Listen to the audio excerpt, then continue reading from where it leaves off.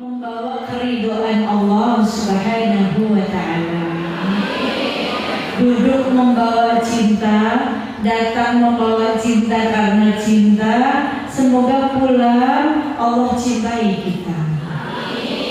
Allah bersamai dalam kehidupan kita sampai akhir hayat kita, husnul khotimah. Alhamdulillah, segala puji syukur kita atas nikmat yang Allah berikan kepada kita. Bersyukur kepada Allah sampai hari ini Allah masih tambahkan nikmat, Allah masih sehatkan kita, Allah masih kuatkan iman kita, bahkan Allah ampuni dosa kita semuanya. Kita punya dosa Bu? Banyaknya. Apalagi yang ditunggu-tunggu ini, apalagi yang duduk di sini, aduh dosanya paling banyak Bu. Amalnya dikit tapi dosanya banyak. Maka bersyukur sama Allah. Hari ini, sore ini, sudah berapa jam kita lalui ketika kita bangun subuh tadi.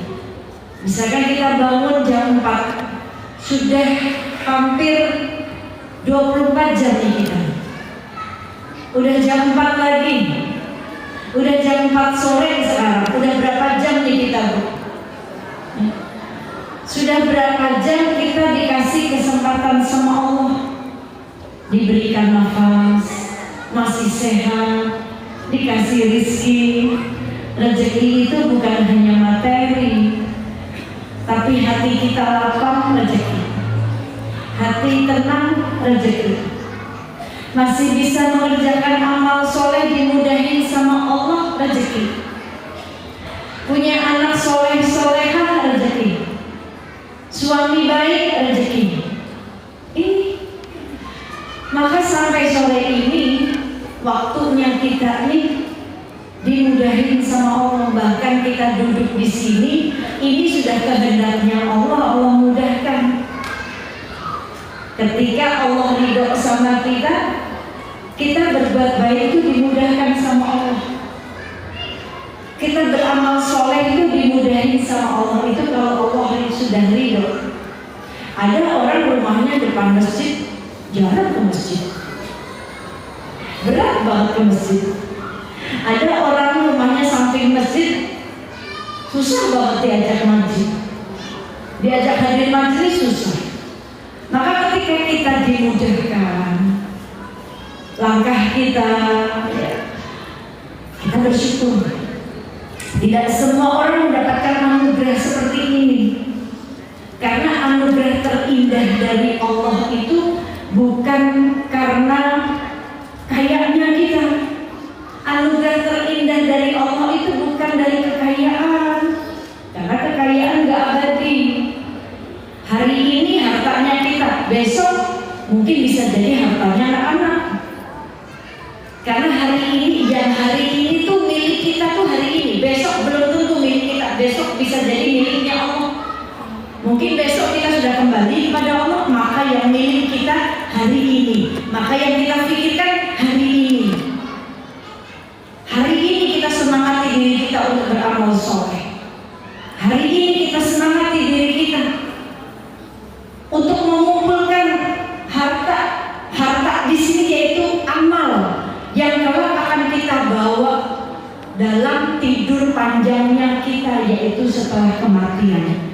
Karena menurut Umar bin Khattab radhiyallahu anhu wa radhu'an, orang yang cerdas yaitu orang yang mengumpulkan bekal untuk kehidupan setelah kematiannya. Itu orang yang cerdas.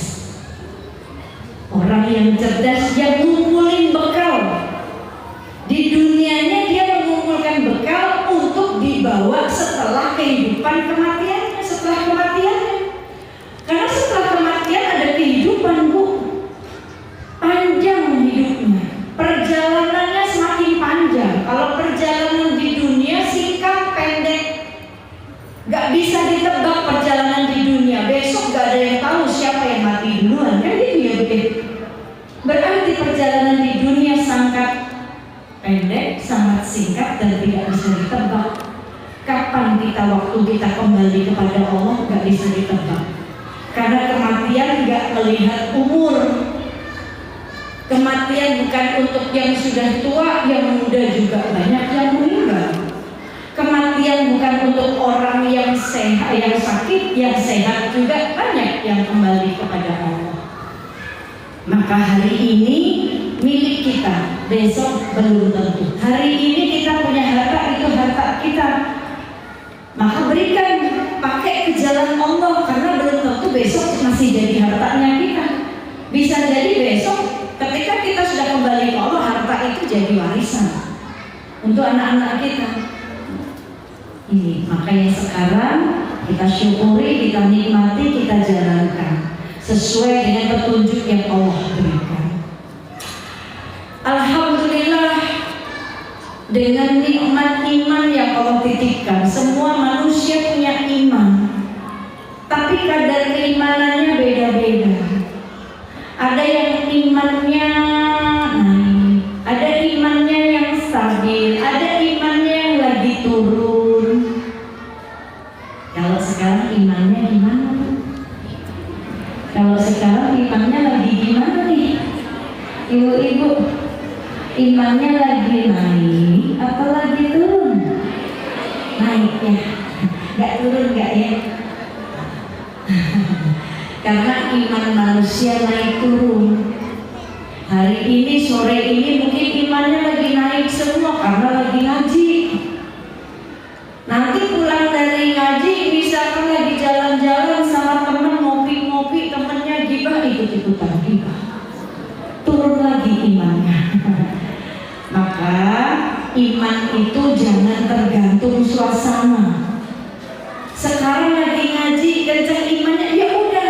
Berarti ketika pulang dari ngaji, teman ngajakin ngopi, dijaga nih imannya. Kalau teman mulai ngajak gibah, sebentar ya saya mau ke toilet dulu, begitu. Buat ngejaga iman kita. Karena kita yang sedang belajar untuk istiqomah. Maka imannya jangan terkesan dengan suasana saat itu. Maka semoga Allah jaga iman kita.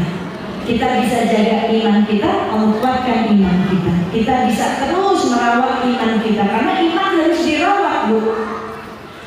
Ibaratnya kita belajar dari seorang penjual tanaman. Penjual tanaman ketika dia mau menanam anggrek misalnya, menanam bibit anggrek. Dia tanam, dia olah dengan tanahnya, dia masukin pupuknya, dia kasih air, dia tunggu sampai tanaman itu tumbuh dan berbunga, keluar bunga anggreknya. Atau dia mau menanam pohon duren misalkan, dia taruh bijinya, bibitnya dia taruh, dia olah tanahnya, dia kasih pupuk. Semua takarannya sesuai. Jangan kebanyakan air misalkan, atau kebanyakan pupuknya kurang air, maka semuanya harus sesuai dengan takarannya. Ketika menunggu prosesnya dan berhasil, tumbuh bunga anggrek yang cantik, tumbuh buah durian yang banyak, maka penjual tanaman berhasil dalam menanamnya. Senang kalau berhasil, senang. Dia jual menghasilkan sesuatu yang bermanfaat. Dijual harganya bagus karena anggreknya cantik. Dijual harganya bagus karena buah duriannya banyak. Itu menanam. Begitu juga kita ketika memiliki iman, tahu imannya manusia kadang naik, kadang turun, maka perlu dirawat. Berproses merawatnya, dikuatin. Karena kalau nggak dirawat tidak akan menghasilkan sesuatu yang baik. Ketika iman dirawat, dia akan menghasilkan ketakwaan yang baik di hadapan Allah. Karena iman dan takwa seperti dua sisi mata uang, nggak bisa dipisahkan. Ketika iman dirawat dengan baik, menghasilkan ketakwaan yang baik. Maka semoga Allah kuatkan iman kita. Allah perbaiki iman kita dan kita mau menjaga iman kita. Banyak doa, Bu. supaya iman kita kuat, terjaga. Banyak doa, ya Allah hidupkan aku dengan iman, ya Allah matikan aku membawa iman, ya Allah masukkan ke surgamu dengan iman, gitu. Banyak doa supaya terjaga iman kita. Alhamdulillah, dengan nikmat Islam kita bersyukur kita memeluk agama yang mulia yang dibawa oleh baginda Nabi Muhammad SAW. Kita bersyukur kita bisa mengenal Allah. Asbab perjuangan baginda Nabi Muhammad SAW. Perjuangannya baginda Nabi Muhammad gak mudah dalam menyebarkan Islam, dalam mengajak orang-orang untuk beriman kepada Allah yang ketika itu di masa jahiliyah semua berhala menjadi Tuhannya. Maka baginda Nabi bersusah payah, berkorban, berjuang, menghabiskan hartanya, waktunya di jalan Allah untuk menyebarkan rahmat ke seluruh alam, untuk mengajak orang-orang beriman kepada Allah dengan rahmatnya, dengan caranya berkasih sayang. Itu yang diajarkan oleh Nabi, itu yang dilakukan oleh Nabi ketika itu, mengajak orang-orang beriman. Walaupun banyak yang tidak percaya kepada Nabi saat itu, banyak yang tidak percaya kepada Rasulullah, bahwa Rasulullah adalah utusan Allah. Saat itu banyak sekali yang melukai hati Rasul. Rasul kejar mau dibunuh, ya, tidak disukai karena Rasulullah memberantas berhala, mengajak orang-orang untuk beriman, meyakini atas Tuhan, bukan Tuhan mereka yang berhala, tapi Allah Subhanahu wa Ta'ala. Gak mudah, Bu.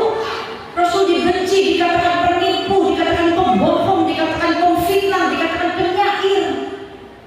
Itu. Tapi Rasul ridho, karena tugasnya baginda Nabi diutus oleh Allah menyebarkan kasih sayang, bukan kebencian. Sekalipun tidak mendapatkan balasan kasih sayang, mendapatkannya balasan kebencian. Rasul diludahi, ridho. Rasul dilemparin batu berdarah-darah, ridho. Yang terpenting akan ada di antara mereka yang beriman kepada Allah. Kan gitu. Perjuangan gak mudah, maka kita bersyukur. Kita percaya kepada Rasulullah, walaupun sosoknya kita tidak pernah lihat, ya Bu. Kalau kita percaya sama orang, kita ikuti orang tersebut, kita percaya dengan ucapannya, dengan perilakunya kita contoh. Tapi kalau orangnya setiap hari kita lihat, itu mah udah biasa, Bu. Biasa nggak kira-kira, Bu? Ada sesuatu orang yang kita percaya, kita ikuti, tapi orangnya ada, kita bisa lihat wajahnya, itu udah biasa. Yang luar biasa kita percaya, kita mengikuti jalannya, mengerjakan sunnahnya, bersolawat, ya, mengikuti apa yang beliau contohkan, tapi tidak pernah melihat sosoknya. Itu yang luar biasa. Ini yang membuat Nabi itu bangga dengan umatnya. Ini yang membuat Nabi bersungguh-sungguh ingin menyelamatkan umatnya, ingin semua umatnya masuk ke dalam surganya. Itu perjuangan Nabi. Ini perjuangan Nabi. Kenapa? Karena Nabi bangga. Nabi mengatakan kita ini, ya, orang yang paling mulia dengan keimanannya. Kita ini. Ketika Nabi bertanya kepada sahabat, wahai sahabatku, apakah engkau tahu orang yang mulia dengan keimanannya? Siapa yang mulia dengan keimanannya? Maka sahabat menjawab, para malaikat ya Rasul. Oh iya, para malaikat mulia dengan keimanannya. Pasti, karena para malaikat selalu dekat dengan Allah.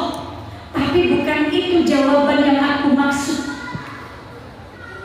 Ada yang lebih mulia dengan keimanannya. Para nabi ya Rasul. Oh iya, para nabi pasti mulia, karena para nabi mendapatkan petunjuk dari Allah melalui malaikat. Pasti mulia, tapi bukan itu jawaban yang aku maksud. Ada ada yang lebih mulia lagi dengan keimanannya. Kami ya Rasulullah, para sahabatmu, ya kalian pasti mulia karena kalian setiap hari dekat denganku, membantuku, berjuang bersamaku, kalian pasti mulia. Tapi ada yang lebih mulia lagi. Siapa ya Rasulullah? Hanya engkau yang tahu ya Rasulullah. Maka Rasul mengatakan, orang yang mulia dengan keimanannya, mereka orang-orang yang datang tapi aku sudah tidak ada. Mereka yang mulia, mereka datang percaya kepadaku, mengerjakan apa yang aku perintahkan, yang aku ajarkan, tapi mereka tidak pernah melihatku, mereka tidak hidup denganku. Mereka lah mulia dan aku rindu dengan mereka. Aku ingin bersama mereka di surga. Siapa yang dimaksud kira-kira, Bu? Kita umatnya. Kita datang di saat Nabi sudah tidak ada. Kita nggak pernah melihat wajahnya, sosoknya seperti apa. Kita hanya mendengar sejarahnya, sirahnya, bagaimana penderitaan baginda Nabi Muhammad, bagaimana kecintaan Nabi Muhammad terhadap umatnya, bagaimana Nabi Muhammad berjuang supaya umatnya semuanya masuk ke surga.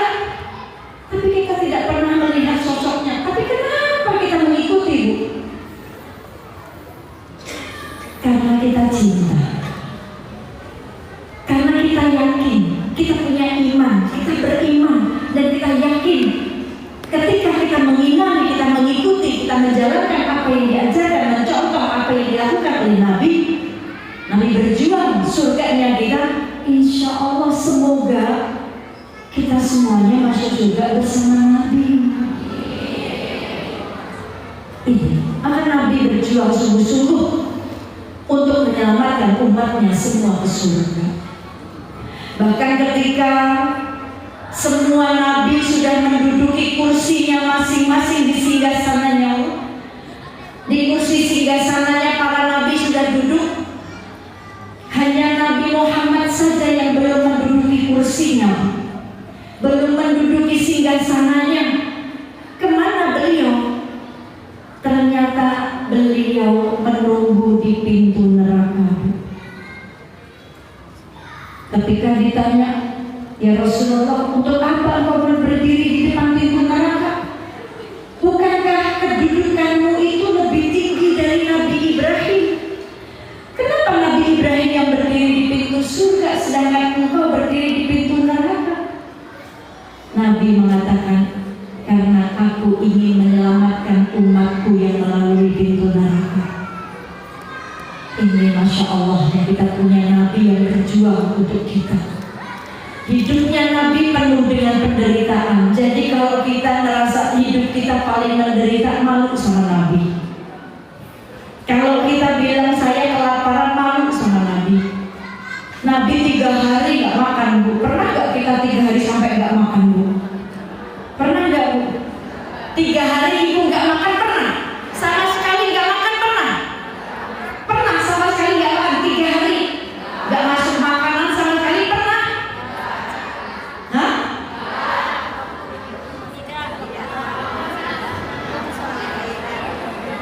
Kenapa, Bu? Oh, Ibu pernah 3 hari gak makan? Waktu kecil ya jangan ditanya soal itu. Waktu kecil kita semua juga mungkin gak makan. Tapi kan kita hari ini pernah gak kita 3 hari gak makan? Pernah, Bu. Yang ada sehari makan 3 kali. Kemudian belum ngemilnya. Tapi Rasul pernah 3 hari tidak makan, Bu. Untuk siapa? Ketika beliau memikirkan umatnya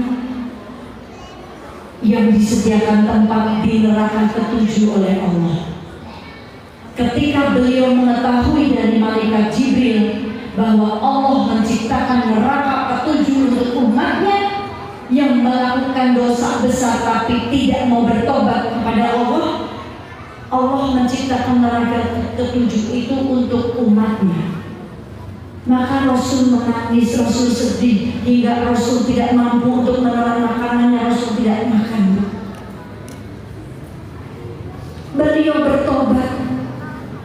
Setiap malam beliau bertobat 100 kali lebih hingga kaki beliau bengkak. Padahal beliau manusia yang sudah dijamin masuk surga, manusia yang paling dicintai oleh Allah, manusia yang gak punya dosa. Tapi kenapa beliau bertobat setiap hari, setiap malam hingga kaki beliau bengkak?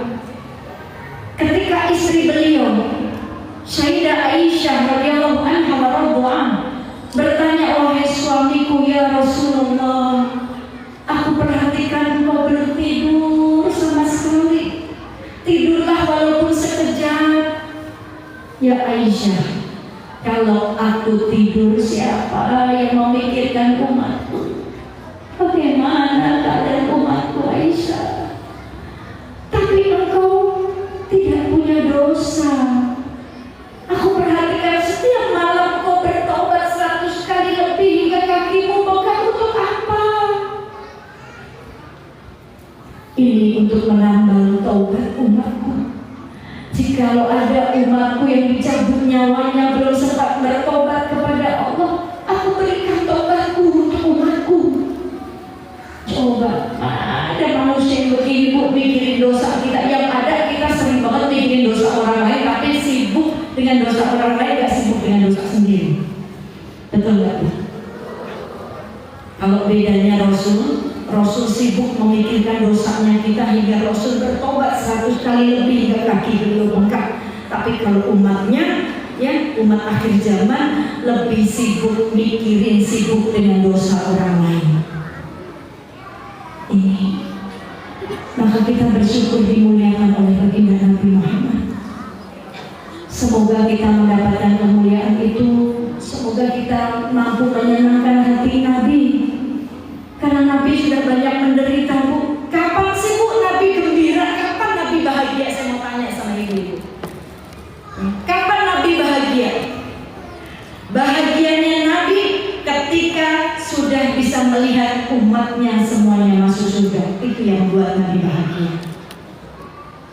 Bahagianya Nabi ketika bisa duduk di surga bersama umatnya. Itu yang membuat Nabi bahagia. Allahumma shalli ala sayyidina Muhammad.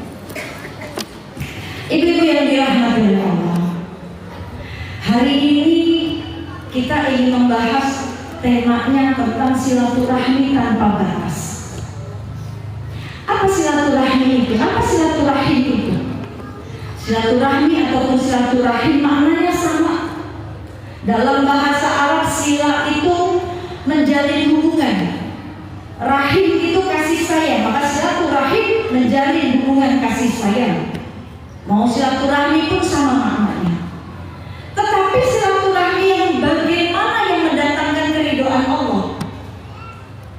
Menjalin hubungan yang seperti apa yang mendatangkan ridhonya Allah? Karena silaturahmi itu gak boleh pilih kasih. Kita melihat bagaimana Rasul mencontohkan kepada kita. Rasulullah menjalin hubungan yang baik justru terhadap orang-orang yang tidak pernah baik terhadap beliau. Itu Rasul.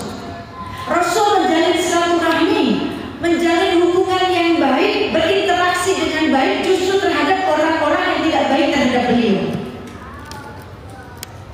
Berarti kita sudah dicontohkan oleh Rasulullah.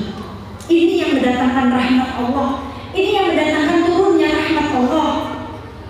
Kita ini hidup butuh ridho dan rahmatnya Allah. Ridho dan rahmatnya Allah ya, kepada orang-orang yang mampu memuliakan hamba Allah yang lainnya tanpa minta dimuliakan. Rahmat dan ridhonya Allah turun kepada hamba-hamba Allah yang melakukan kebaikan, yang berbuat baik tanpa merasa lebih baik dan tanpa berharap kebaikannya dibalas. Itu karena berbuat baik itu butuh kesabaran. Betul nggak bu? Berbuat baik butuh kesabaran. Maksudnya gimana? Kadang belum tentu kebaikan kita dilihat, belum tentu kebaikan kita dibalas dengan kebaikan pula oleh orang yang kita baiki. Misalkan belum tentu perbuatan baik kita dinilai baik, dianggap baik, karena orang yang masalahnya. Betul apa betul? Maka berbuat baik saja. Kenapa? Karena tidak ada yang sia-sia terhadap perbuatan baik kita. Hal jazaa'ul ihsani ilal ihsan. Kebaikan itu balasannya dengan kebaikan. Kalau orang lain mungkin lupa dengan kebaikan kita, ya kita ingat kebaikan dia, itu aja Bu. Karena kalau kita ingat-ingat kebaikan kita, ya ada nanti kita banyak kecewanya. Kalau kebaikan kita nggak dibalas dengan kebaikan, nanti kita kecewa, akhirnya kita malas lagi berbuat baik. Kan gitu. Maka berbuat baik saja tanpa merasa lebih baik, tanpa berharap kebaikan kita dibalas kebaikan. Tapi Allah Subhanahu wa Ta'ala tidak akan pernah lupa dengan kebaikan yang pernah kita berikan kepada orang lain. Ini, maka berbuat baiknya karena Allah. Karena sesuatu yang karena Allah akan sampai kepada Allah. Walaupun gak sampai sama orangnya. Orang yang kita tolong, mungkin suatu saat kita yang butuh pertolongan dia gak nolongin kita, nanti kita kecewa kalau kita ingat-ingat. Ya Bu ya. Maka yang paling bikin kita tenang itu udah lupain kebaikan kita sama orang lain. Lupain kebaikan, lupakan kita pernah berbuat baik sama orang, udah lupain. Gak usah diingat. Kenapa? Takutnya ketika dunia ini berputar, ketika mungkin kita sedang di atas, kita mampu terus menolong orang berbuat baik. Tapi ketika kita berada di bawah, kita butuh pertolongan orang lain, apalagi orang yang sering kita tolong, dia tidak mau nolong kita, nanti kita kecewa. Kita ungkit lagi kebaikan kita, kan aku dulu sering nolong kamu. Kecewa kita. Maka lupain kebaikan kita sama orang, supaya nggak banyak kecewanya. Tapi ingat kebaikan orang lain. Maka sabar itu diperlukan ketika kita berbuat baik. Sabar ketika nanti nggak diperlakukan baik. Ini, tapi kita sabar. Lihat yang dicontohkan oleh baginda Nabi. Ketika baginda Nabi diludahi Bu, ada seorang wanita Yahudi, wanita tua orang Yahudi, yang ketika Nabi lewat, Nabi diludahi. Karena dipikiri Nabi, sama Nabi diusap dengan lidahnya sambil senyum. Besok Nabi lewat lagi diludahi, kena pipi kanannya diusap lagi sama lidahnya Nabi, sama sorbannya Nabi. Nabi sambil senyum. Besok mau lewat lagi, karena memang jalannya cuma itu. Lewat lagi, sahabat ngelarang. Ya Rasulullah, jangan lewat situ lagi deh. Nanti diludahi lagi. Kami yang mau marah, kami yang sakit. Apa Nabi bilang? Kalau aku gak lewat, nanti dia kecewa, gak bisa meludahiku. Tubuh. Masya Allah. Kita ada tetangga meludahin kita Bu. Kita lewat, jalannya cuma itu-itunya doang Bu. Ya, kita lewat diludahi. Besok mau lewat lagi nunggu dia, tak nih, dia udah masuk belum ya? Males banget kayaknya, takut kita emosi, kan gitu. Mendingan nunggu dulu deh, nunggu dia nggak ada dulu gitu. Ketika kita pas lewat, dianya lagi nggak ada. Kita dengar dia lagi sakit, bukannya sedih, kita senang, syukurillah, walat itu mah, gitu ya Bu ya. Tapi Nabi ketika lewat, wanita tua Yahudi itu nggak ada, Nabi sedih. Bukan Nabi senang, Nabi sedih. Kemana wanita tua ini? Kemana dia? Biasanya dia ada di sini. Kemana dia? Dia sakit ya Rasulullah. Nabi sedih karena Nabi punya misi. Nabi punya misi membawa rahmatnya Allah. Maka ketika orang yang akan diberikan rahmat Allah dia nggak ada, Nabi punya misi. Nabi harus cari. Nabi harus memberikan cintanya. Walaupun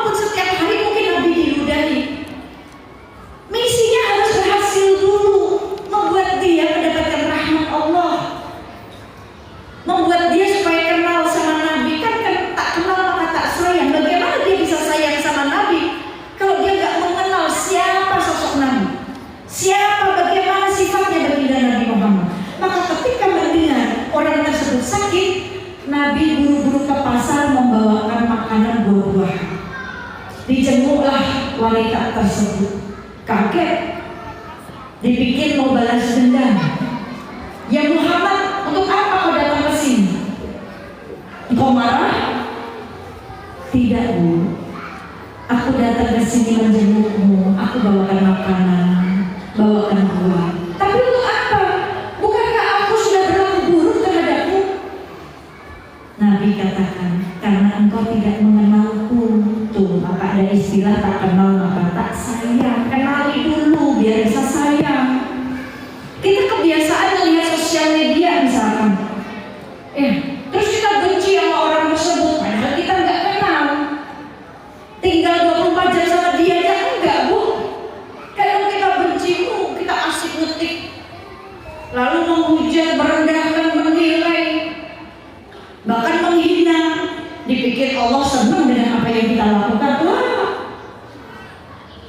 kan udah dicontohkan oleh Nabi. Allah itu menurunkan rahmat untuk orang-orang justru yang memerangi Nabi. Allah itu memberikan rahmat kepada orang-orang yang berbuat baik, yang selalu melihat kebaikan orang, yang tidak saling mencaci, menghina. Ini.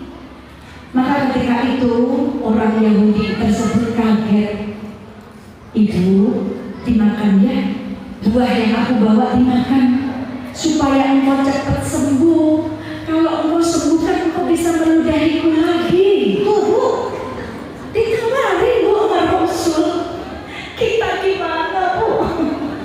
Ya, boro-boro nengokin juga enggak, apalagi dikasih kesempatan. Ini Rasulullah yang selalu menjalin hubungan yang baik, karena Rasul punya misi menebarkan rahmat Allah.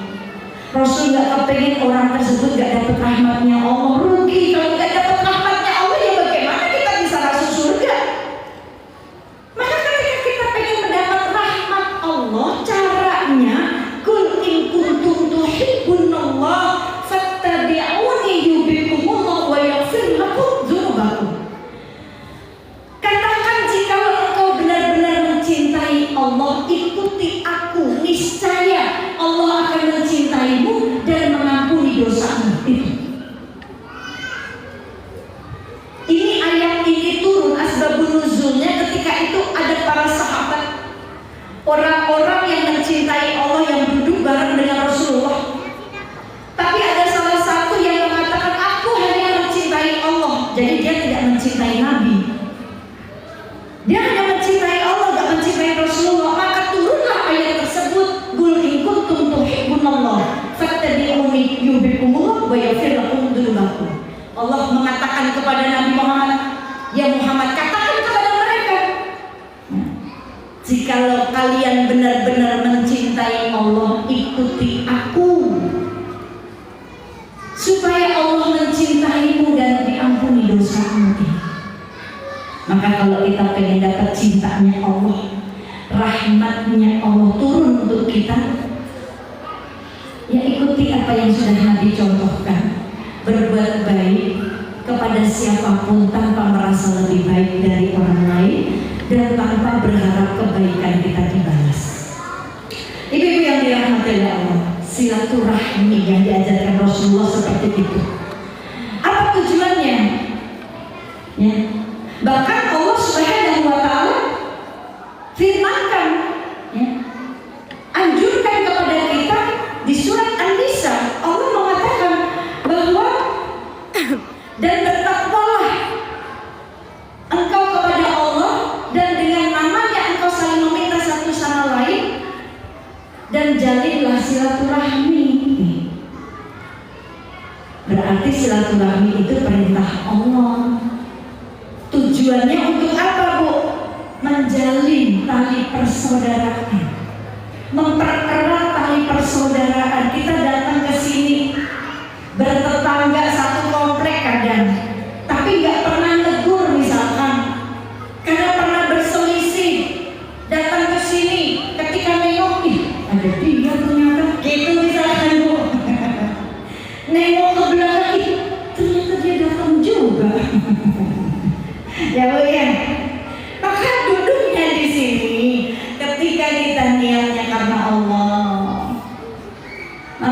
semoga hati yang bersih jadi cinta, hati yang tidak bisa memaafkan jadi mudah memaafkan. Karena yang paling sulit itu memaafkan, yang paling mudah meminta maaf. Meminta maaf gak harus ketemu orangnya, Bu. Mau masuk bulan Ramadan, tinggal tulis aja, ketik yang panjang tuh ya di handphone kita, terus dikirim ke orang-orang. Semua kontak yang ada di handphone kita, kita kirim. Orang yang mungkin pernah berselisih sama kita dapat kiriman, oh dia udah minta maaf.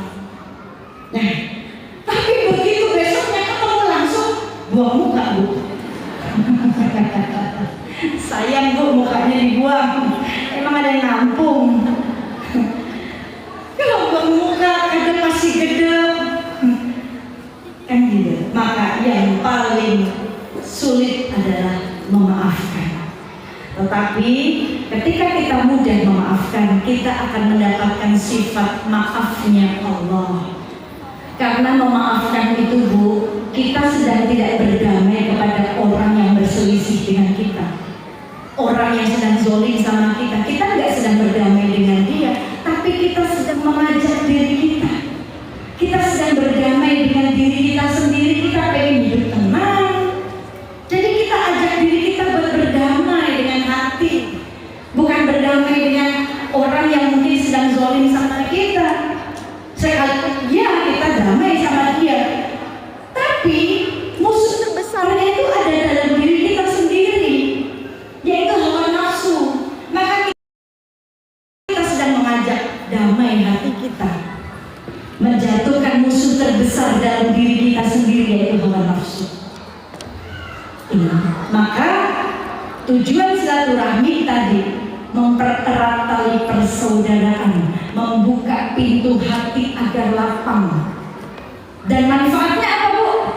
Di dalam hadis Bukhari Muslim, Rasulullah SAW bersabda, barang siapa yang ingin dimudahkan rezekinya, diluaskan rezekinya, dipanjangkan umurnya, maka jalin silaturahmi. Tanpa pilih kasih ya, Bu, ya, silaturahminya. Mau orang yang gak suka sama kita, jalin hubungan yang baik. Kita gak boleh benci orangnya, Bu. Benci perilakunya boleh, tapi tidak dengan memutuskan.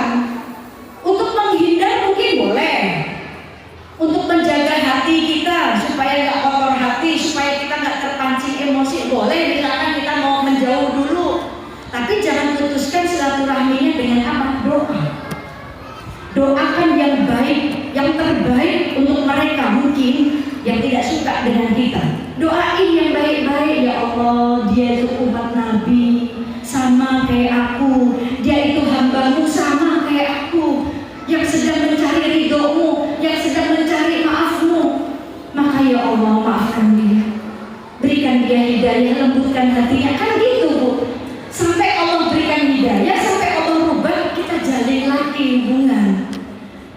Tenang, dua-duanya udah enak hatinya. Begitu itu silaturahmi yang benar. Jangan diputuskan. Ya. Seorang sahabat bercerita, Abu Sufyan Al-Ansari pernah bercerita ada seorang laki-laki yang mendatangi Rasulullah SAW. Laki-laki tersebut bertanya kepada Rasulullah, ya Rasulullah, katakan kepadaku amalan apa yang mendekatkanku ke surga, menjauhkanku dari neraka. Katakan kepadaku ya Rasulullah. Maka Rasul menjawab, yang pertama, jangan engkau menyekutukan Allah dimanapun kapanpun. Nih, menyekutukan Allah itu maknanya luas, bukan hanya berbuat kemusyrikan saja. Kita datangin orang pinter dalam tanda kutip, ya Bu, ya.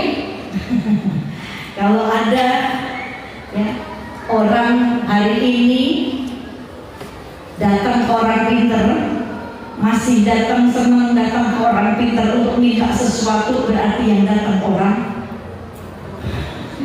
bodoh. Ya Bu, ya. Kan gitu. Orang pinternya aja masih minta sama Allah, masa kita minta sama orang pinter? Orang pinternya aja masih doa, masih minta sama Allah, masa kita datang minta sama dia? Mintanya sama Allah. Itu menyekutukan Allah dalam hal kemusyrikan, ya. Lalu kita dikasih apa ya, jampi-jampi misalkan, kita percaya, itu menduakan Allah, musyrik. Maknanya luas lagi, menduakan Allah dengan cara yang relate dalam kehidupan kita. Contoh misalkan, seorang istri cinta mati sama suami, takut kehilangan suami, suaminya dimasukkan ke hati, pokoknya diingat suami aja, hari-hari mikirin suami aja, takut kehilangan suami. Tapi Allahnya gak ada di hati, Bu. Itu namanya menduakan Allah. Ada seorang pegawai sibuk dengan pekerjaannya hingga dia meninggalkan sholat. Dia sedang menduakan Allah, Bu. Menduakan Allah dengan sesuatu yang dia cari. Kenapa? Ya karena gara-gara pekerjaannya hingga dia rela meninggalkan sholatnya, meninggalkan Allahnya. Maka dia sedang mendoakan Allah. Ini maka masukkan di hati kita hanya Allah. Keluarkan, suami keluarin, anak keluarin, pekerjaan keluarin, harta keluarin. Semua gak abadi, semua bakalan kita tinggalkan, semua bakalan ninggalin kita. Harta akan ninggalin kita. Ketika kita mati gak kita bawa, terkecuali harta yang kita sedekahkan. Anak gak akan ikut sama kita. Ketika kita mati, anak ninggalin kita. Ketika mati, suami ninggalin kita. Ketika suami mati, istri ninggalin dia. Gak ada yang mau ikut dikubur bareng-bareng, Bu. Yang katanya cinta mati gak mau ikut dikubur bareng-bareng, gak temenin, kan? Kan gitu. Maka sifatnya yang tidak abadi akan ninggalin kita, kalau nggak kita yang ninggalin mereka. Tetapi Allah tidak pernah ninggalin kita. Maka jangan sampai membuat Allah cemburu hingga Allah berikan tegurannya, hingga Allah berikan peringatannya. Apa peringatan Allah ketika kita menduakan Allah? Apa peringatan Allah ketika kita lebih mencintai makhluknya dibanding daripada mencintai yang menciptakan makhluk? Apa peringatan Allah di surat At-Taubah? Di surat At-Taubah ayat 24 Allah mengatakan, Allah firmankan, jikalau bapakmu, istri-istrimu, anak-anakmu, tempat tinggalmu yang engkau nyaman di dalamnya, jika harta kekayaanmu, perniagaanmu yang engkau takut kerugian di dalamnya lebih engkau cintai daripada Allah dan Rasulnya, maka Allah tidak akan memberikan petunjuk. Maka tunggu saja, Allah akan memberikan peringatannya, dan Allah tidak memberikan petunjuk kepada orang-orang yang fasik. Itu peringatan dari Allah ketika kita lalai menduakan Allah, lebih mencintai makhluknya daripada mencintai yang menciptakan makhluk. Maka supaya semuanya tampak berkah. Apa itu berkah, Bu? Berkah itu menurut Imam Ghazali, ziyadatul khair, bertambahnya kebaikan demi kebaikan. Kalau kita merasa hidup kita banyak kebaikan yang datang, kebaikan demi kebaikan Allah datangkan, berarti Allah sudah titipkan berkah di situ. Allah sudah titipkan ridho. Kalau Allah sudah titipkan ridho, berarti akan ada berkah, akan ada rahmat. Itu berkah. Kita punya pekerjaan, kita punya usaha, tapi kita nggak lupa sama Allah, nggak meninggalkan Allah ketika kita bekerja. Ada meeting, saatnya sholat, kita tinggalkan meeting kita sebentar ya. Kita temui big boss-nya kita dulu. Kita tinggalin meeting kita sholat. Itu berkah, Bu. Kan gitu, nggak lalai. Ada orang yang kerja mati-matian, tapi sanggup rela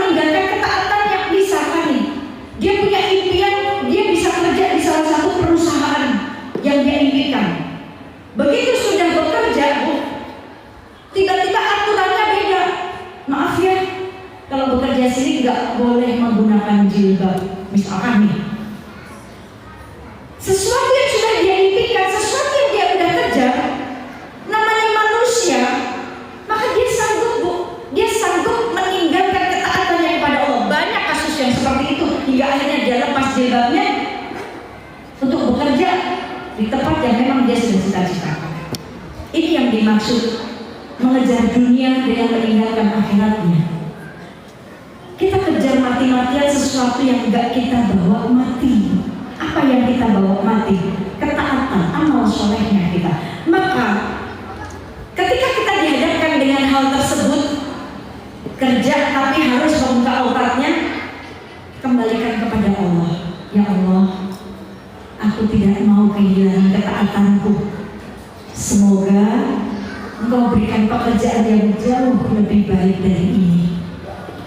Keluar, Allah Maha Kaya Bu. Allah pasti berikan gantinya, asal sabar. Ini karena menuju hal baik itu butuh kesabaran, butuh proses. Ini Bapak Ibu yang dirahmati Allah, yang terakhir, kalau kita pengen dapat kemudahan-kemudahan dari Allah, kalau kita ingin dapat pertolongan dari Allah, kalau kita ingin dapat ketenangan hati, dimudahkan segala urusan kita, maka jadilah hamba yang diinginkan Allah. Hamba yang beruntung itu pasti hamba pilihannya Allah. Orang-orang yang beruntung berarti orang-orang yang sudah dipilih oleh Allah. Bagaimana syaratnya? Apa yang harus kita lakukan ketika kita pengen menjadi hamba yang dimuliakan, yang dikasih kemudahan sama Allah, yang mendapatkan keberuntungan tersebut? Allah firmankan syaratnya gampang banget Bu. Syaratnya gampang sekali. Syaratnya gak sesulit ketika kita pengen dimuliakan sama orang. Kalau kita pengen dianggap sama orang nih di dunia, pengen dihargai, pengen dipandang, gak sebelah mata pandangnya dua mata. Di dunia kita harus kaya dulu. Kita harus kaya, punya jabatan, kaya lah pokoknya, baru kita dipandang sama orang di dunia. Yang bukan saudara aja bisa ngaku-ngaku saudara kalau kita kaya. Ya Bu ya. Kalau kita punya semuanya di dunia, dihargai sama orang, teman yang jauh pada mendekat semua Bu. Tapi ketika kita nggak punya apa-apa, yang katanya tadi saudara mana? Ya Bu ya. Yang katanya tadi bestie, mana bestie? Itu kalau kita mencari kemuliaan di dunia dengan harta, jabatan, kekuasaan, maka ketika jabatannya hilang, hartanya habis, kemuliaannya juga hilang. Betul ya? Tapi ketika kita mencari kemuliaannya dengan apa yang Allah inginkan, di surat Al-Hajj ayat 77, ketika kita pengen mendapatkan kemuliaan dari Allah, syaratnya gak banyak, gak harus kayak syarat di dunia harus kaya dulu, enggak. Allah gak pandang harta kita Bu. Mau miskin, mau kaya sama di hadapan Allah, haknya sama. Apa haknya? Ketika dia beramal soleh, laki-laki baik perempuan, mereka beramal soleh sama mendapatkan pahala dari Allah. Berarti Allah gak pandang mau kaya, mau miskin, sama di hadapan Allah. Syaratnya gak ribet. Apa syaratnya? Ya ayyuhalladzina amanu ruk'u wasjudu wa'budu rabbakum waf'alul khaira la'allakum tuflihun. Itu syaratnya. Hai orang-orang beriman, sujudlah, rukuklah, sujudlah dan sembahlah Allah dan berbuat kebaikan hingga engkau beruntung. Itu syaratnya. Gampang banget ya Bu syaratnya. Gak gampang juga sih. Rukuk, sujud, sholat pasti kita tapi yang berbuat kebaikan ini. Karena ini yang dilihat Allah. Allah nggak lihat sholatnya kita, Bu. Allah nggak lihat sujudnya kita sampai jidat kita hitam, tapi lihat sama Allah. Ya Bu ya. Jadi lihat, wah dia jidatnya hitam, wah dia sujudnya lama kayaknya. Ya Bu ya. Nggak dilihat, Bu. Kalau dia berbuat zolim sama orang, dia ahli ibadah, ahli zikir, ahli sedekah, ahli sholat, tapi ketika dia keji lisannya, Allah nggak pandang sholatnya. Bukankah di surat Al-Maun orang-orang yang sholat tapi celaka? Betul? Yang sholat banyak, yang zolim juga banyak. Habis sholat zolim juga banyak. Yang sholat banyak, habis sholat korupsi juga banyak. Ya Bu ya. Apa yang dilihat oleh Allah? Dan berbuatlah kebaikan. Karena kalau kita mampu berbuat kebaikan, berarti udah pasti itu sholat kita itu benar. Kita menjalankan syariatnya itu wajib. Tapi berbuat kebaikan kepada orang lain, ini nih yang ditunggu sama Allah. Efek samping dari sholatnya kita, efek samping dari ibadah kita, harus ada perbuatan baik. Efek sampingnya kebaikan untuk orang lain dan kebaikan untuk diri kita. Ini yang dilihat oleh Allah. Liyabluwakum ayyukum ahsanu amal. Maka berbuat baiklah. Sabar dalam berbuat baik supaya Allah ridho. Apa sih ridhonya Allah? Bagaimana bentuk ridhonya Allah?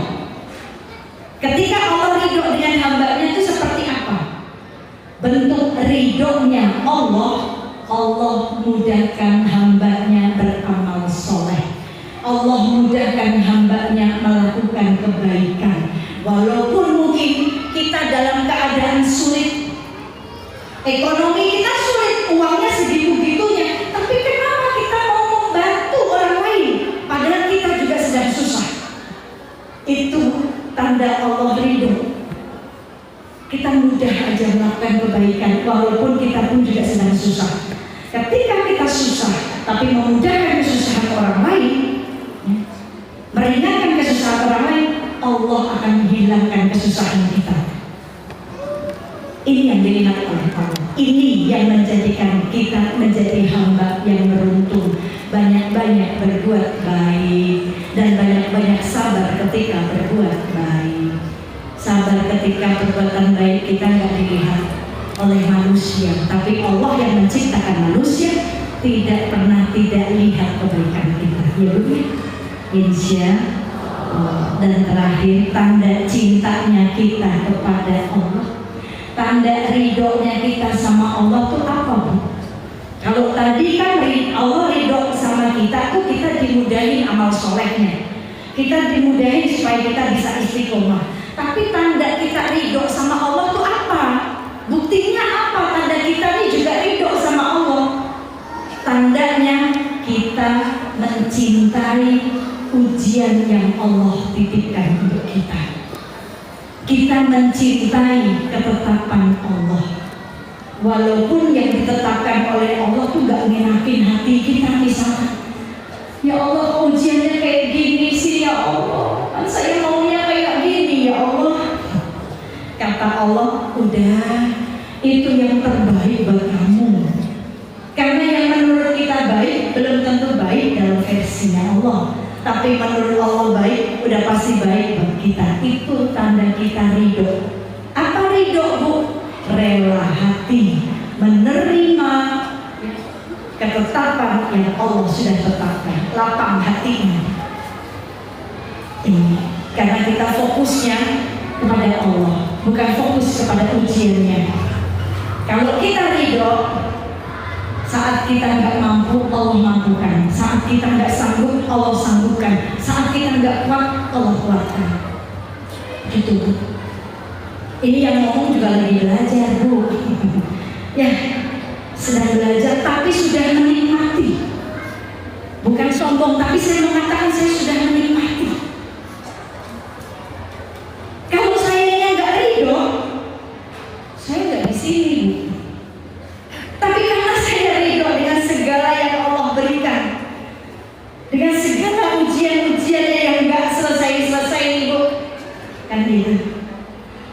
kapan sih Umi ujiannya selesai Umi? Baru nyelesain ujian besok ada lagi. Capek saya Umi.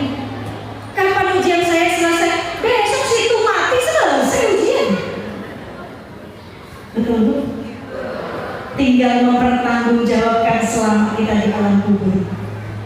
Tapi ketika kita masih ada di dunia, ujian silih berganti Allah datangkan. Kenapa pertanyaannya? Kenapa pertanyaannya kita diuji terus menerus sama Allah? Karena itu buah cintanya Allah. Allah ketika ingin mengungkapkan cintanya kepada hambanya, tidak seperti ketika manusia mengungkapkan cintanya sama manusia. Seorang suami mengungkapkan cintanya sama istri, misalkan bangun tidur, buka mata, istri melihat suaminya bawa bunga, senang istri. Kita buka mata Bu, tiba-tiba depan kita suami lagi bawa bunga, yang bunganya itu uang. Dirangkai jadi bunga uangnya tuh Bu. Kita buka mata begitu, langsung bangun Bu. Ya Bu ya. Apalagi suami sampai bilang, good morning istriku, selamat pagi ayangku, I love you. Senang banget Bu. Ya Bu ya. Itu cara mengungkapkan ungkapan cintanya manusia. Walaupun mungkin suaminya basa-basi atau ada gombal misalkan, tapi itu cara manusia mengungkapkan cintanya dengan sesuatu yang disenengin. Tapi Bu, itu yang beredar, ya, saya sedang bangun rumah yatim, doain. Dan insya Allah itu juga nanti dialokasikan. Insya Allah bulan November saya berangkat ke Palestina, dan itu akan saya bawa durasinya. Maka yuk kasih sebanyak-banyaknya Bu. Kapan lagi kita mau bantu saudara kita? Kalau raga kita, badan kita nggak bisa bantu ke sana, setidaknya harta kita ini yang terbaik dari saya untuk saudara saya di Palestina. Itu ya, karena ini nanti yang akan dinilai oleh Allah, bentuk keberpihakannya kita. Jangan kita udah nggak bantu tapi nyinyir sama saudara-saudara kita di Palestina. Ngapain sih jauh-jauh bantu Palestina? Kita aja masih banyak yang susah. Udah nggak bantu tapi julid, kan gitu. Sesusah-susahnya kita Bu, kita masih bisa tidur nyenyak. Sesusah-susahnya kita masih bisa makan. Saudara kita di Palestina tiap hari rumahnya digempur, gak bisa makan, gak bisa tidur nyenyak. Kemerdekaan anak-anak dirampas. Anak kita masih bisa kesana kemari main sekolah, mereka gak ada. Maka Allah lihat di mana engkau berpihak. Nih, yang diuji bukan saudara-saudara